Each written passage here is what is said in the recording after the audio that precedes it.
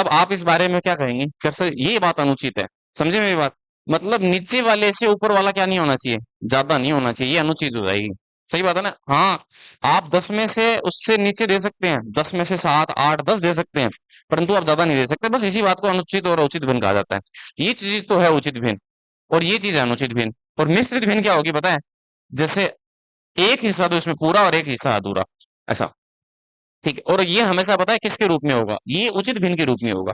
क्योंकि अनुचित भिन्न में क्या है कि एक बार भाग लग जाता है। जैसे मान लीजिए, अगर ये चीज ऐसे लिखी जाए ना, 3 सही 3/2, तो ये गलत है लिखना। क्यों लिखना गलत है? क्योंकि इसमें देखिए एक बार भाग और जा रहा है, तो इस बात का मतलब 3 प्लस, और ये क्या है, 1 सही 1/2 है, तो 3 में एक जुड़ने पे ये क्या बनेगा बताइए, ये 4.5 है।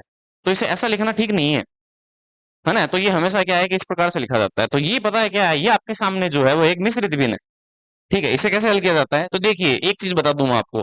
इस बात का मतलब देखिए, 2 सही 1/2 का मतलब है, आप कैसे समझें, आपको ये समझना है कि इसमें इस बात का मतलब है दो तो पूरा है और आधा क्या है, अधूरा है। एक्चुअलिटी ये है, और क्या नहीं है ये मैं बता दूं। 2 × 1/2 इस बात का मतलब ये नहीं है। आप ऐसे सोच रहे हैं कि सर कोई भी निशान नहीं होता है तो गुणा का होता है, तो हाँ इसका मतलब तो फिर एक होता, तो फिर ऐसे क्यों लिखता है इसे? ये ढाई है। ढाई का मतलब क्या, दो तो पूरा और आधा, आधा और है थोड़ा सा। सही बात है ना? ये 3 नहीं बना पूरा, और 2 भी नहीं है, 2 से ज्यादा है और 3 से क्या है, कम है। तो इस बात का मतलब ये होगा। अब इसे हल करने के लिए देखिए आप ऐसा नहीं करेंगे, कैसे कि आप 2 को ऊपर 1 से गुणा कर दें। जैसे आप इसे गुणा के रूप में समझें, है ना, कि मैं 2 से 2 को काट दूं, यहाँ पे 1 को 2 से गुणा कर दूं, 2/2 1 आ गया। नहीं, ऐसा नहीं होगा। इसमें हमें कैसे समझना होगा इस चीज को? अगर आप इसे ढाई समझते हैं तो आप इसे ऐसे कह सकते हैं, 2 का 2 से गुणा 4, 4 प्लस 1 कितना, 5/2, ऐसे हल करना होगा। तो यहाँ मैंने आपको ये बताया कि ये कैसी तरह की भिन्न है और ये किस प्रकार से काम करती है। ठीक है, मैं इसे एक बार क्लियर कर देता हूँ, क्योंकि अभी हम भिन्न नहीं पढ़ रहे हैं। सही बात है ना? हम भिन्न पढ़ेंगे तब और अच्छे से मैं इस बात को एक्सप्लेन कर दूंगा। चलिए, अब इसे हल करते हैं हम। 2 से 1/3 को हम हल करें तो 2 3 दूनी 6, और ये क्या बोले बताइए इसे, 7/3। पहले तो इसे, अब देखिए ये किस रूप में चेंज हुआ है पता है? जब भी आप मिश्रित भिन्न को बदलेंगे ना, तो वह एक अनुचित भिन्न में बदलेगा। क्यों? क्योंकि इसमें देखिए इससे भी ज्यादा हिस्सा है यहाँ पर एक पूरा, है ना, इस वजह से ऐसा होता है। ठीक है, अब देखिए, अब मैं इसे हल करूं, 4 3 12 और 1 13/4 अनुपात 6 × 6 और 1 कितना, 7/6। ठीक है, तो देखिए आप ऐसे सोच रहे हैं कि सर हमें ऐसा कभी नहीं पूछता। हाँ मैं मानता हूँ आपकी बात, आपको ऐसा कभी नहीं पूछा जाएगा कि उचित भिन्न क्या है, अनुचित भिन्न क्या है। अगर आप टीचिंग लेवल के एग्जाम की तैयारी कर रहे हैं ना, या राजस्थान लेवल के एग्जाम की कर रहे हैं, उसमें तो पूछ भी सकता है भैया कि उचित भिन्न कौन सी है, निम्न में से कौन सी उचित भिन्न है। वो एग्जाम्पल देगा 3, और उसमें से एक नहीं होगा और बाकी सब होंगे, ऐसे जो भी है नहीं है, जैसे भी वो उस हिसाब से उस चीज को पूछेगा, है ना। बाकी के एग्जाम में आपको ऐसे जरूरत पड़ सकता है कि एक्स और वाई की वैल्यू दे रखी है, और आपको ऐसा कहा जाए x/y है एक उचित भिन्न है, तो इससे आपको ये पता चल जाएगा कि x छोटा है और y क्या है, बड़ा। या फिर y छोटा है या x बड़ा। कभी कभी x की वैल्यू और y की वैल्यू हम क्लियर नहीं कर पाते हैं ना कि कौन सी किसकी वैल्यू है, तो उस केस में हमें ये जानना जरूरी होगा। 6 × 6 और एक 7/6। अब देखिए हमें क्या करना है, हमारे रेशियो आज तक जब जितने भी आए हैं वो कैसे आए पता है, 2:3:5 ऐसे, ऐसे भिन्न के रूप में कभी नहीं आए, है ना। तो हमें सीधे चाहिए, सीधे चाहिए, तो इसका मतलब है हमें ये 3 4 और 6 हटाना होगा। तो ऐसे थोड़ी है कि हम इनको मिटा दें बस हट गया, ऐसे नहीं हटा सकते इनको। तो हमें क्या करना होगा, 3 4 और 6 को हटाने के लिए ऐसे किसी नंबर से गुणा करना होगा जिससे ये कट जाए। तो 3 4 और 6 का जो एलसीएम है पता है क्या होगा, वो क्या होगा, 12। मतलब ऐसा कोई नंबर देखना होगा जिसमें इसका भी भाग लग जाए, इसका भी लग जाए, इसका भी, तो फिर उससे गुणा कर दीजिए। तो मैं देखिए इनको किससे गुणा करने जा रहा हूँ, 12 से, इसे भी 12 से, और इसे भी 12 से। अगर आप रेशियो को एक नंबर से गुणा करते हैं, एक समान नंबर से, जैसे 1:2:3 को मैं मान लीजिए 4 4 से गुणा कर देता हूँ, सबको सबको 4 4 से, तो कुछ नहीं होगा। देखिए 4 4 दूनी 8, 4 3 12। अब भी ये रेशियो वैसा ही है। देखिए अब काट के देख लीजिए, 2 से काट लीजिए, 4 से काट लीजिए, 4 1 4, 4 दूनी 8, 4 3 12, इनके बीच में वही संबंध अब भी, अगर आप एक जैसी चीजों से उसे गुणा करते हैं तो। ठीक है, बशर्ते कि गुणा करना होगा, जोड़ना नहीं होगा। आप जोड़ नहीं सकते अनुपात में कुछ भी। अगर आप ऐसे सोच रहे हैं एक एक जोड़ दें तब भी क्या है, ऐसे रेशियो ऐसा रहेगा, नहीं ऐसा नहीं होगा। अगर आप इनमें जोड़ते हैं तो फिर वो रिलेशंस हैं वो वैसे नहीं रहेंगे, मल्टीप्लाई के रूप में रिलेशंस वैसे ही रहेंगे। ठीक है, तो इसलिए देखिए मैं 12 12 से जब गुणा करता हूं तो इससे कोई फर्क नहीं पड़ेगा, मैं बस इसी चीज को प्रूव करने के लिए मैंने बताया। ठीक है, अब मैं इसे 12 से गुणा करने जा रहा हूं, तो देखिए काटने से क्या आएगा, 3 से इसे काट दूं 4, 4 का 7 से गुणा बताइए क्या आया, 28 अनुपात। इसको इससे काट दे 3 बार, 3 3 13 3 39, और 6 को 12 से काट दे 2 बार, 7 का 2 से गुणा 14। अब हुए ने देखिए असली रेशियो जो हम काम में ले सकते हैं, ये बात है। ठीक है, और हमसे ये पूछा इसे सरल करें। ये सरल हो गए, अब हम इसे यूज करेंगे ना तो हमारे लिए यूज करना आसान होगा। ठीक है, अब आप इसे लिख सकते हैं।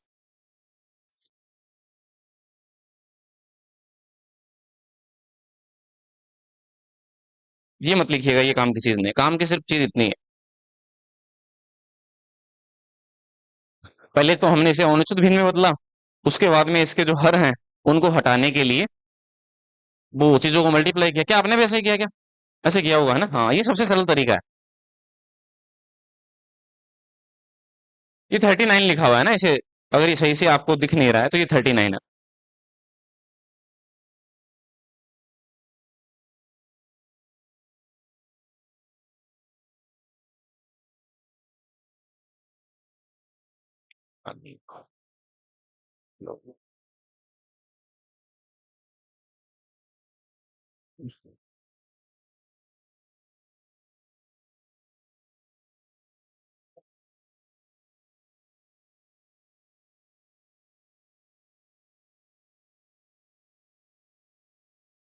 क्यों क्लियर करने ना, लिखा होगा सभी ने क्यों? ठीक है चलिए।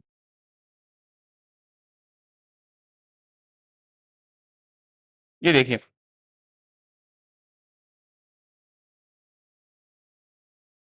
यदि ए का 2/3 भाग जो है वो बी के 4/5 भाग के बराबर है तो ए अनुपात भी ज्ञात कीजिए।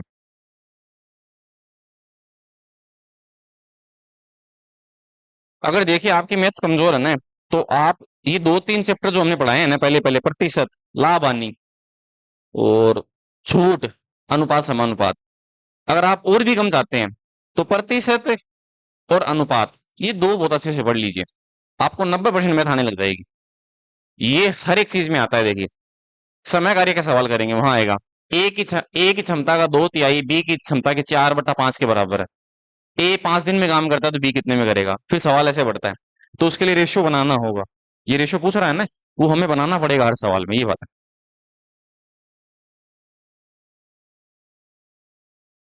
तो आपके आंसर क्या है, क्या बताया आपने? 4 और 6 5 देखते हैं। ठीक है, देखिए, इस बात का मतलब क्या है? If the 2/3 part of A is equal to the 4/5 part of the B, है ना, ऐसा कहा गया। अब जिसके साथ ऑफ लगा हुआ है, देखिए इस बात का मतलब गुणा होता है, हिंदी में इसको क्या कहा जाता है? इसमें इस बात का मतलब गुणा होता है। तो अगर मैं इसे हिंदी के हिसाब से लिखूं, ए का 2/3 भाग है, वो इसने कहा बी के 4/5 के क्या है, भाग के बराबर है। ये बराबर कर दिया हमने। ए का 2/3 भाग है वो बी के 4/5 के बराबर, क्या ऐसे ही इसने कहा जैसे वैसे हमने लिख दिया। सही बात है ना? अब देखिए क्या करना है। अब एक बात बताइए, सवाल के जवाब हम क्या, एक बात बताइए, इसे दो तरीके से कह सकते हैं। दो तरीके में से पहला तरीका है ना, वो तो क्या है? देखिए, एक तरीका तो ये है कि इसको तो मैं नीचे लिया हूं गुणा करके, और इसको भी मैं नीचे लिया हूं इस तरफ गुणा करके। तो नीचे देखिए ये क्या होगा, A/4 का 3 से गुणा करूं 12 बराबर, और इस 2 को इसके नीचे भेज दूं, B/5 का 2 से गुणा, बताइए क्या? 10। ए के नीचे 12 है तो ए का मान 12, और बी के नीचे 10 है तो बी का मान बताइए क्या? 10। और काट लें इसे 2 से तो क्या है बताइए? 6। इस सवाल का जवाब है। दूसरा मेथड देखिएगा, ठीक है। दूसरा, मैंने आपको बताया ना कि जो चीज नीचे होती है वो उसका मान होता है बराबर के रूप में, अगर बराबर में लिखा हो ना तब तभी, ऐसा नहीं है हर बार ऐसा हो। इसी चीज को मैं ऐसे लिखूं, A × 2/3, एक बार रुक जाइए, आराम से लिख लीजिएगा, B × 4/5।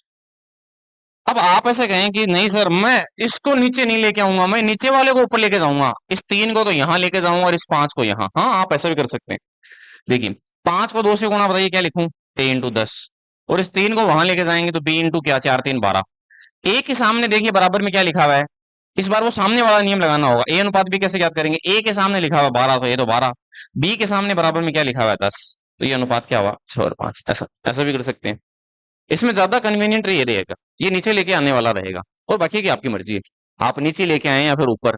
ऊपर लेके आने से चीजें क्या होंगी, एक दूसरे के गुणा में हो जाएंगी वो, है ना, और वो उनके पास वाले उनकी वैल्यू नहीं होती है, ये हमें ध्यान रखना होगा बस।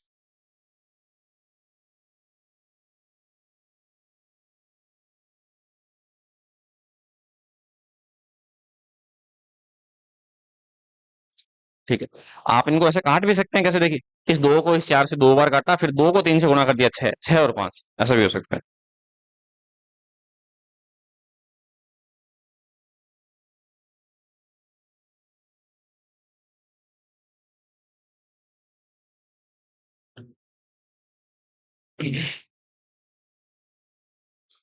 देखिए ये तो क्या है, हर का अंश का हर से गुणा, अंश ही तो है ये, उसको हमने हर से गुणा किया, इस अंश को इस हर से गुणा किया, ऐसा ही है ना। और यहाँ क्या है, यहाँ हर का किससे गुणा, अंश से गुणा। ठीक है, ये बात है, दोनों अलग अलग चीजें, रिजल्ट सेम होंगे। यहाँ गलती पता है क्या होती है, यहाँ ये होती है आप ए को मान 10 बता दिया, वहां ए के गुणा में 10 है ना, ए खुद 10 नहीं है, इस वजह से। चलिए आगे बढ़ते हैं, अगला सवाल। ये बहुत बेसिक बेसिक सी बातें होती है ना, जो आपको पता होनी चाहिए।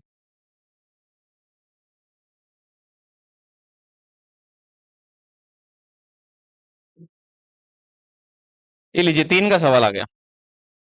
सी का पॉइंट 6, बी का पॉइंट, बी का 75% और ए का 1/3 बराबर है, तो एबीसी का रेशियो बताना।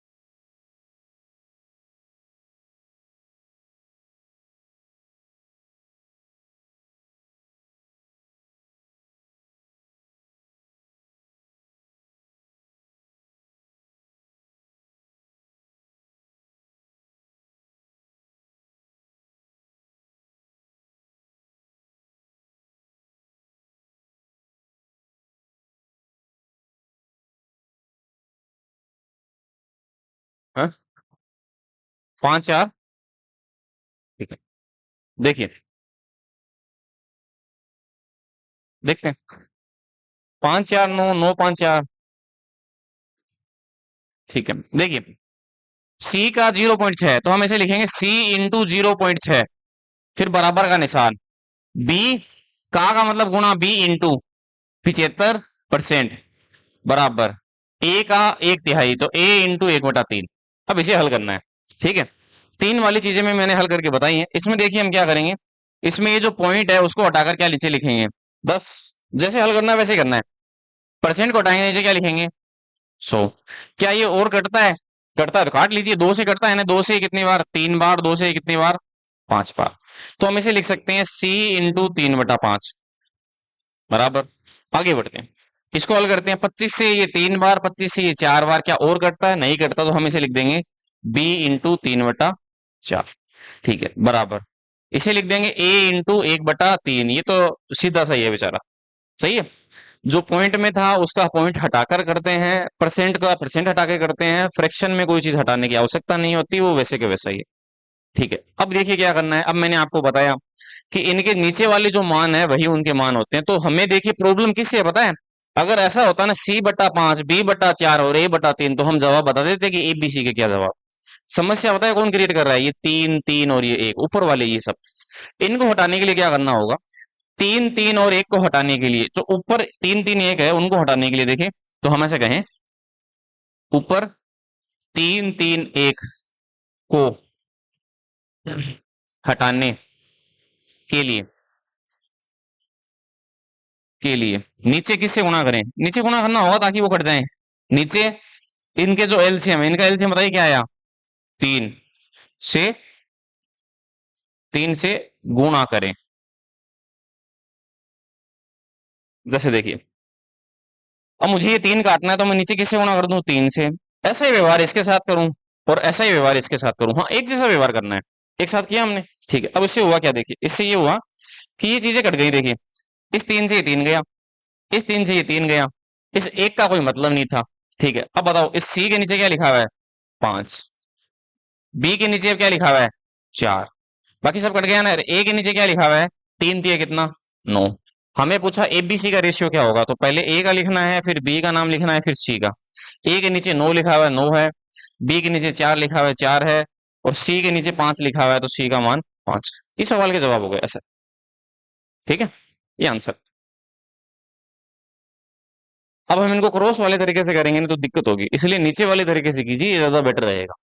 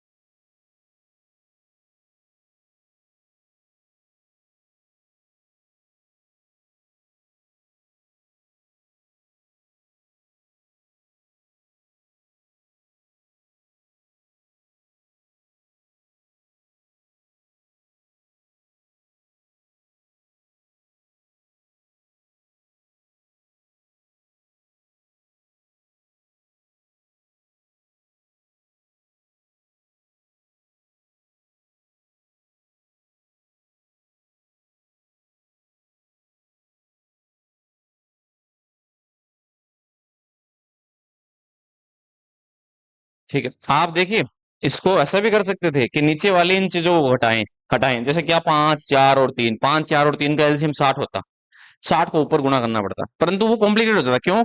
क्योंकि फिर ऐसे ऐसे चीजें आती, C × 5, B × 13, A × 17, उससे भी जवाब नहीं आते हमारे पास। फिर भी हमें वो उनके नीचे वो भाग लगाने वाली प्रक्रिया अपनानी पड़ती है। तो फिर बाद में काम ही ऐसा कीजिए ना कि आप नीचे वाली वैल्यू देखें, तो हमेशा ऐसा चीज अपनाइए जिससे चीजें जल्दी हो जाए। तो वही वही हमने काम किया है इसमें, है ना। आगे बढ़ेंगे अगले सवाल की तरफ।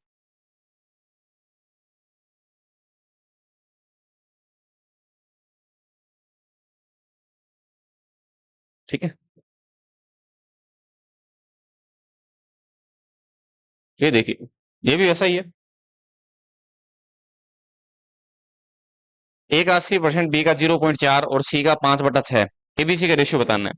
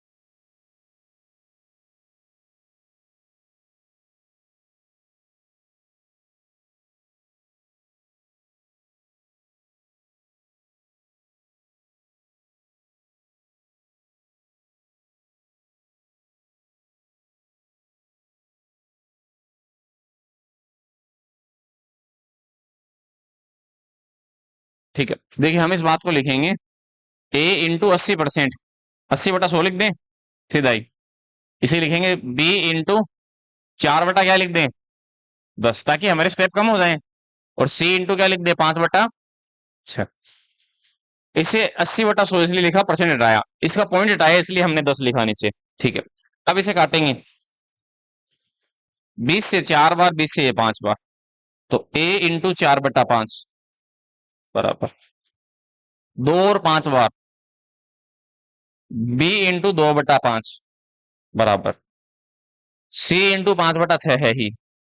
इन इन चीजों को हटाना है, 4 2 और किसको, 4 2 और 5 को हटाना है हमें। तो 4 2 और 5, इनका एलसीएम क्या होता है, 20। देख लीजिए, अगर गुणा करने से पहले देख लीजिए, इसमें भी भाग लगता है, इसमें भी लगता है, इसमें भी लगता है। और इससे इससे छोटे नंबर है ही ना, 20 से छोटा नंबर कोई नहीं होता। इसीलिए इसे कहा जाता है एलसीएम, लघुत्तम समापवर्तक। का मतलब यही है कि वह छोटे से छोटा नंबर जो इन संख्याओं से भाग लग जाए, 20 है। तो मैं नीचे इसे 20 से गुणा करता हूं, यहां पर भी 20 से, और यहां पर भी 20 से। अब देखिए, काटेंगे पीटेंगे इनको, ये इससे 5 बार, 5 5 क्या आया, 25, तो A/25 बराबर बी। ये कटा 10 बार, 10 5 50 बराबर C बटा, ये इससे 4 बार, 4 का 6 से गुणा, 24। अब देखिए ये किसी से नहीं कटते, 25, 50 और 24 किसी से नहीं कट रहे हैं, मतलब तीनों कटने चाहिए। ऐसा नहीं है कि आप इन दोनों को काट दें बस। जैसे 25 से 50 कट रहा है एक बार दो बार, तो आपने एक और दो कर दिया, नहीं ये भी कटना चाहिए 25 से, फिर सभी चीजों को एक साथ काटना होगा। ऐसा नहीं कि सिर्फ दो को काट दिया, ऐसे तो काट काट के थे एक ले होगा क्या नहीं करके, दो दो बस आ गया, सही बात है ना। यहाँ तो काट काट के एक एक हाथी से, क्यों? ए अनुपात बी अनुपात सी, 25 अनुपात 50 अनुपात 24, ये आंसर हो गया। 25, 50, 24, वैसा ही सवाल है।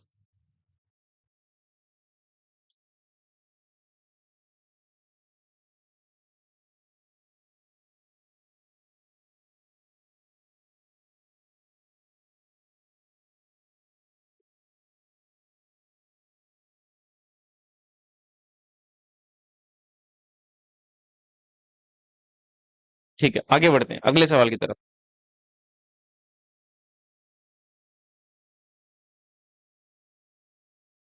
ये देखिए,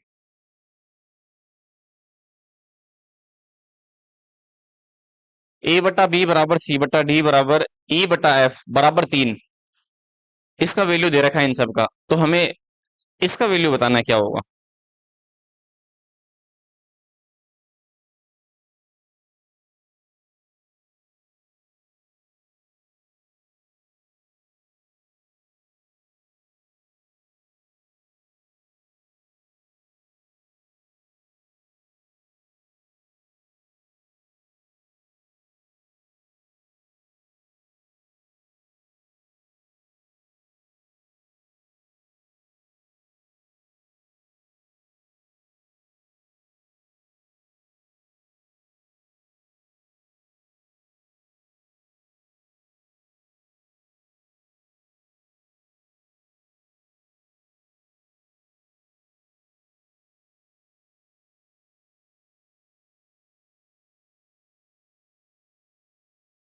आप ट्राई करना चाहें तो कर सकते हैं।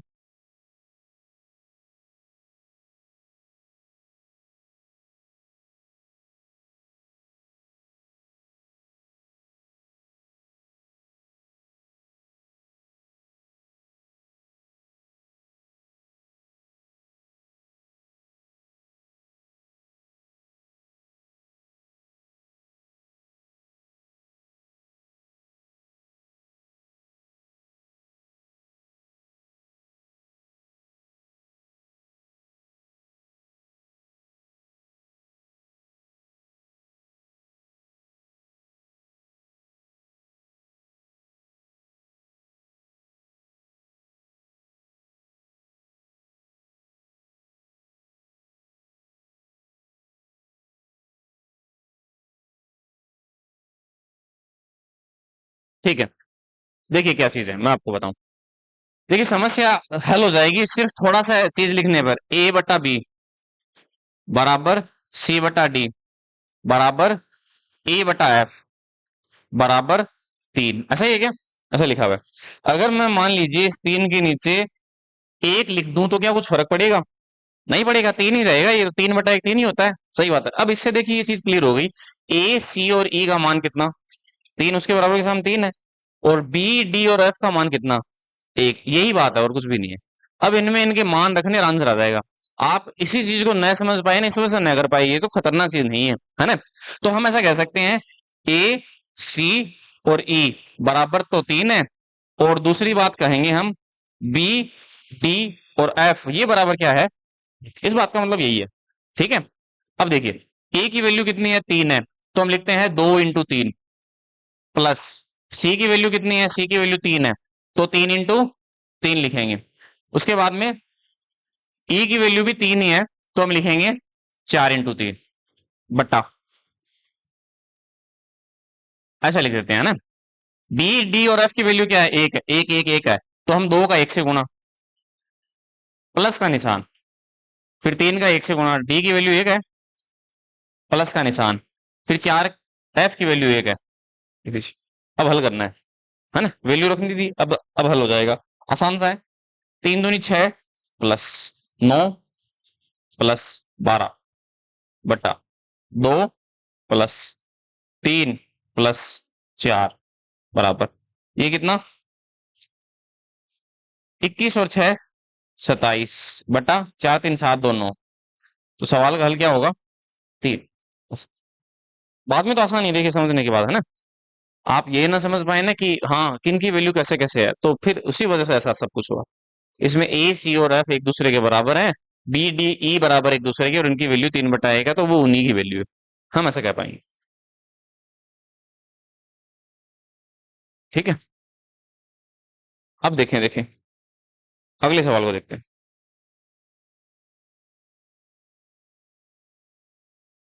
तो इसमें समझने वाली बात सिर्फ ये है, ये वाली, है ना? वो तो हमने वैल्यू रखी है, ये तो कोई भी रख सकता है।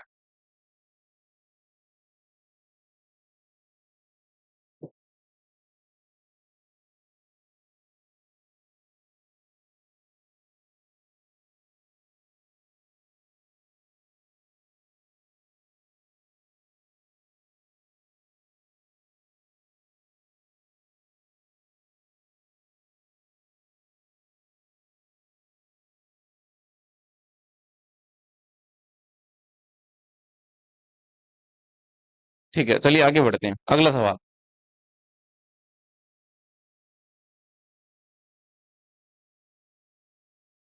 इसमें इतने ही सवाल है। ठीक है।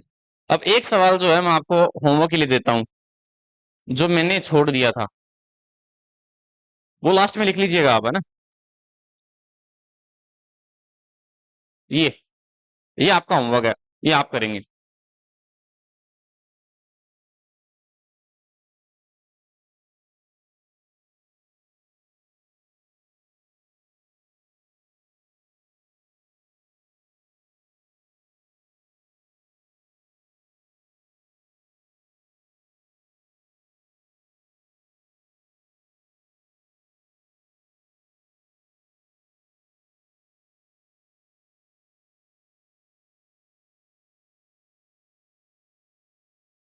पाँच।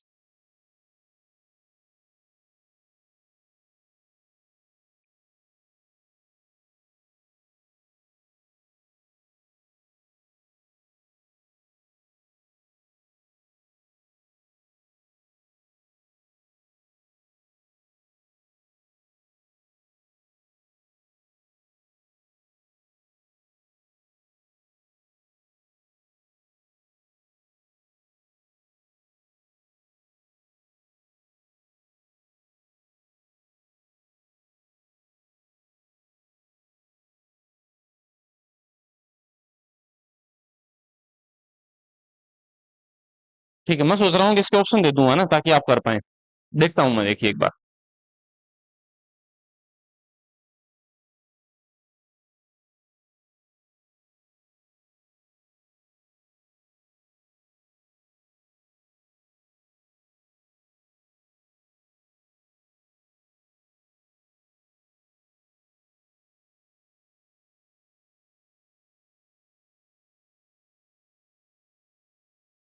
ठीक है, चलिए ऑप्शन दे देता हूँ।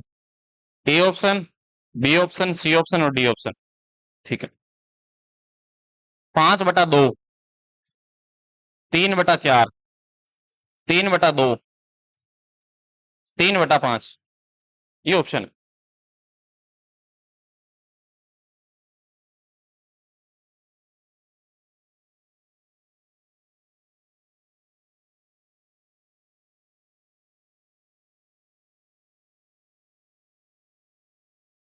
चलिए मैं बता ही देता हूँ, समय पड़ा है अभी थोड़ा बहुत, है ना?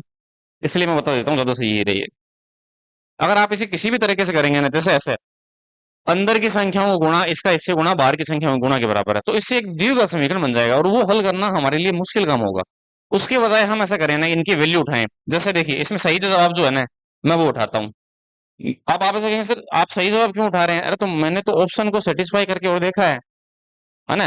मेरे पास तो ऑप्शन भी अवेलेबल नहीं थे, आप कम से कम ऑप्शन हो वो तो चेक कर सकते हैं। इसमें सही जवाब 3/2 है, एक्स की वैल्यू इसमें 3 होगी। एक्स बटा वाई का मान पूछा है, 3/2 है। इस बात का मतलब एक्स की वैल्यू 3 है और वाई की क्या होनी चाहिए? 2। तो हम एक्स और वाई की वैल्यू रखेंगे इसमें, क्या उनका अनुपात 11:2 आता है, ये देखते हैं। तो 5 इंटू एक्स की वैल्यू कितनी है? 3, 3 का स्क्वायर, माइनस, माइनस कहेंगे 3 इंटू वाई कितना है? 2, 2 का स्क्वायर। ठीक है। अनुपात, अनुपात एक्स इंटू वाई का मतलब 3 इंटू क्या, 2। इनके रेशियो 11 और 2 आने चाहिए, इनके रेशियो क्या आने चाहिए, 11 और 2। अगर 11 और 2 आते हैं तो इस बात का मतलब एक्स की वैल्यू 3 और 2 है ना। ठीक है, हल करते हैं, देखिए। तो 5 का किससे गुणा करें, 9 से, 3 3 9 का 5 से गुणा, 9 इंटू 5, 45, माइनस 2 दूनी 4 3 12। ठीक है, ये 12 12 45 में से घटाएंगे तो बताइए क्या आता है, कितना आता है, 33। ठीक है, अनुपात, अनुपात 3 का 2 से गुणा, 6 6। अब ये 3 से घट रहा है, देखिए 3 से कितनी बार, 11 बार, 3 से ये कितनी बार, 2 बार। आ रहे हैं ना आंसर, सवाल का जवाब ऐसे। तो मान लीजिए कि अगर कोई दी हुआ समीकरण टाइप की चीज आए हैं तो आप उसके ऑप्शन रखकर उन चीजों को हल कर लेंगे, ये ज्यादा बेटर रहेगा। इसलिए इस सवाल को मैंने अंत में लिया, ये बीच में था इसीलिए इसको बाद में लिया। बचे हुए क्वेश्चन हैं उनको हम कल देखते हैं। ये तो पूरा टाइप हो गया, अगले टाइप को पढ़ेंगे कल, है ना। इसे लिख लीजिए अच्छे से।